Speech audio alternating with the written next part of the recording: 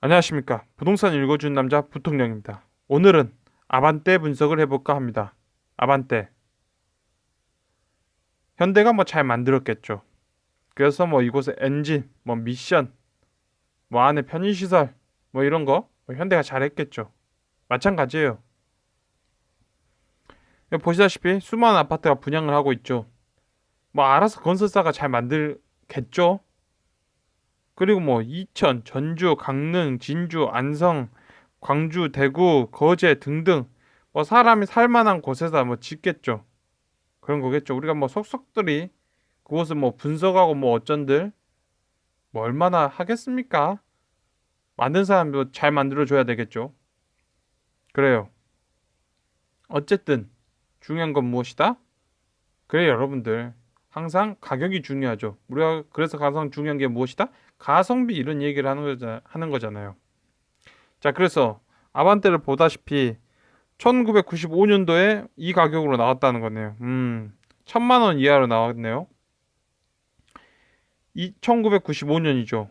95년에 대한민국이 12,000달러 정도 했네요. 12,000달러 정도.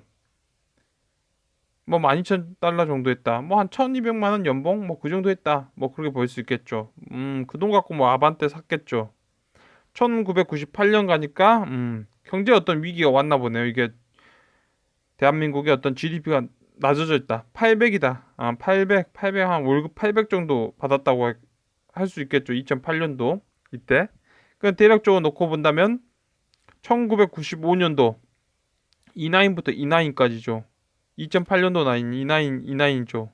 자, 그러니까 대한민국 경제가 1995년 120만 원 받고 연봉 한 1,200만 원 받고 그거 한 몇 년 동안 거의 옆으로 기었다는 거죠. 연봉 삭감되면서 IMF가 있었나 보네요. 그렇게. 그러니까 아반떼가 한동안 자동차가 안 나왔다라고 볼 수 있겠죠. 2008년 그 이후부터 경제적 어떤 위기가 있으니까 그럴 수도 있겠죠. 현대자동차에 IMF 오면서 자동차 기업들이 합병하고 분할하고 해야 했으니까 그럴 수도 있을 거예요. 그랬구나. 넘어가는 거죠. 2003년 정도가 됐어요. 그러니까 정고점이 1995년도에 12,000에서 2003년도가 되니까 14,000. 그러니까 정고점 돌파했죠. 정고점을 돌파했다는 거예요. 그런 거죠. 그러니까 여기 보다시피 가격이 다시 이렇게 나오네요. 그 당시쯤 해서 1930만 원, 1930만 원 정도. 좀 비싸 보이죠. 2003년도에는. 왜냐면 연봉이 한 1,400만 원 정도니까. 2005년도로 가니까 1,900만 원 정도 나오네요. 2005년도. 그러니까 좀 가격이 좀 저렴해졌나 생각할 수 있겠죠. 1900에서 1800.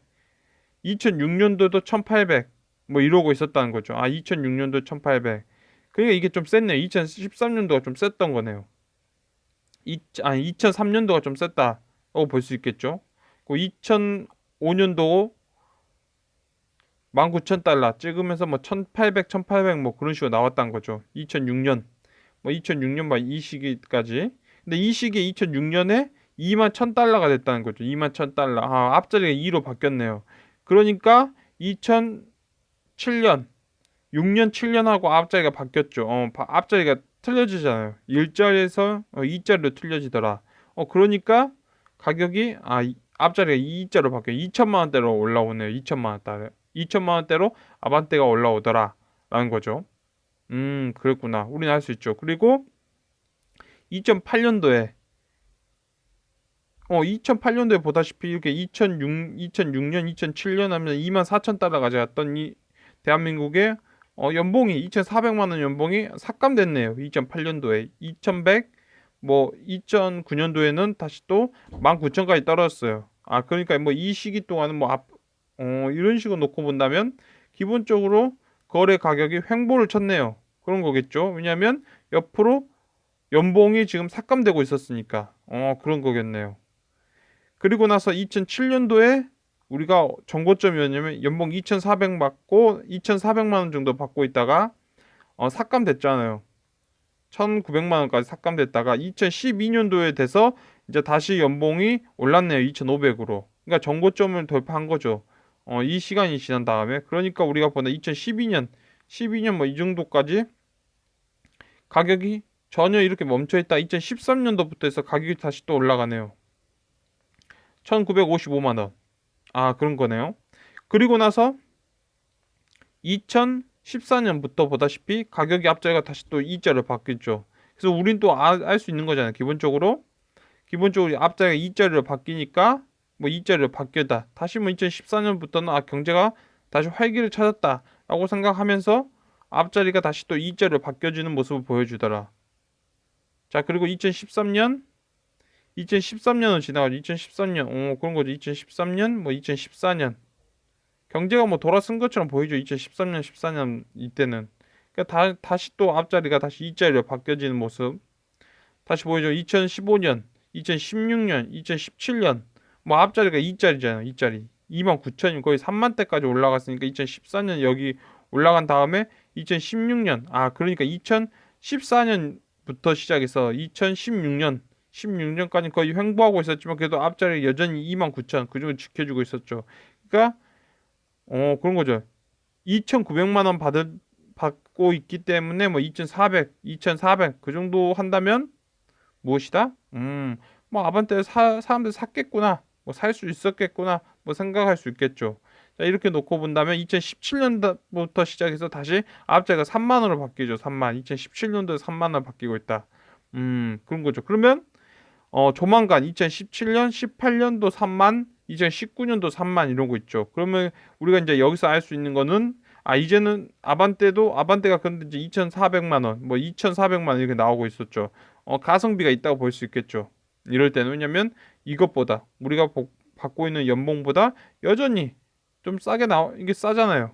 지금 이 뒷꼬랑지를 보다면 싸잖아요. 그러니까 기본적으로 저렴하게 느낄 수 있었겠다. 뭐 가성비적으로 느낄 수 있었겠다. 볼 수 있겠죠. 그런데 이제 아반떼가 그러다 보면 우리가 계속 3자리를 지키고 있으니까 이제 아반떼도 어떻게 된다? 앞자리가 3으로 나오더라라는 거죠.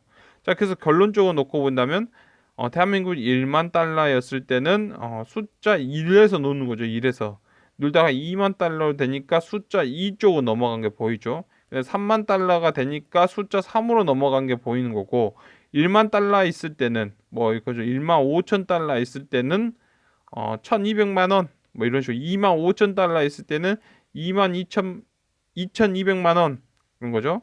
그다음에 3만 5천 달러 있다면 이게 3만 3,200만 원 뭐 이런 식으로 존재할 수 있다. 그런 거죠. 그래서 놓고 보자면 우리는 이제 아반떼를 통해서 우리 놓고 보자면 한 가지 사실은 무엇이냐면 대한민국이죠. 대한민국이죠. 이게 이제 GDP가 이제 대한민국이 뭐 3,300만 원 정도 연봉이라면 3,300만 원 연봉이라면 이것보다 낮은 가격대에 있다. 뭐 이런 가격들을 이제 사신 분들 있죠. 기본적으로 어떤 사회 초년생들 이런 거 가성비를 느낀다. 라고 할 수 있겠죠. 가성비를 느낀다 하는 거죠. 근데 동시에 또 3만 3천 달러에 있으니까 아반떼가 어디다 3천만 원 가까이에 올라오더라라는 거죠. 그런 거다. 그래서 요거는 이제 3만 달러 때 볼 수 있는 금액이죠. 근데 이제 가성비로 놓고 보자면 그런 거죠. 가성비로 놓고 보자면 기본적으로 3만 3천 달러보다 밑에 있는 게 이제 우리 가성비를 느낄 수 있죠. 그러니까 3,300만 원을 연봉으로 받고 2,700짜리를 산다, 뭐 2,400만 원짜리를 산다, 뭐 이런 거 했을 때 이제 가성비를 사람들이 느낀다는 거죠. 그런 거 사람들이. 그런데 이제 3,300만 원 연봉을 받으니까 현대 측에서는 이제 3천만 원짜리 아반떼를 만들어낸다 정도로 우리는 생각할 수 있을 거예요. 그래서 이런 식으로 놓고 봤을 때 우리는 이렇게 볼 수 있겠죠. 우리가 시간이 지났어요. 그래서 2034년이 된 거죠. 2034년이 된 거예요. 2034년이 됐을 때 이게 4만 1,000달러에 돼 있어. 대한민국의 소득이 대한민국 연봉이 4,100만 원이다 한 거죠. 그러면 아반떼가 어떻게 4,100만 원이 나온다는 거죠. 그때는.